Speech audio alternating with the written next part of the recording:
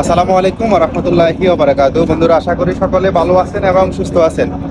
আমরা আজকে আপনাদেরকে দেখাবো রাসূল সাল্লাল্লাহু আলাইহি সাল্লামের শ্রেষ্ঠ সাহাবী ৭০ জন সাহাবীর কবর, যেখানে তাদেরকে কবরস্থ করা হয়েছে। মানে আমাদের উম্মতে মুহাম্মাদের শ্রেষ্ঠ ৭০ জন শহীদের কবর আজকে আপনাদেরকে দেখাবো। আপনারা দেখতে পাচ্ছেন শ্রেষ্ঠ ৭০ জন সাহাবী এখানে শুয়ে আছে, যারা হচ্ছে উম্মতে মুহাম্মাদের শ্রেষ্ঠ শহীদ, যাদেরকে এখানে কবরস্থ করা হয়েছে। আপনারা দেখতে পাচ্ছেন তাদের কবরের শুধুমাত্র একটা পাথর, মানে কবরের একটা পাথর ছাড়া অন্য কোনো নিশানাই নাই। আর আমরা আমাদের দেশে যে কবরগুলোকে দেয়া হয়, মানে কবরের মধ্যে আমরা চারপাশকে আমরা মাজারের মতো করে ফেলি। আর সাহাবীদের কবরের অবস্থা দেখেন তাহলে, ওনাদের কবরে একটা পাথর ছাড়া অন্য কোনো নিশানাই নাই। আর আমরা চতুর্দিক ঘেরার জন্য কত রকমের ঝামেলা, কত রকমের ফতুয়া, কত রকমের কত কি করে পড়ে থাকি।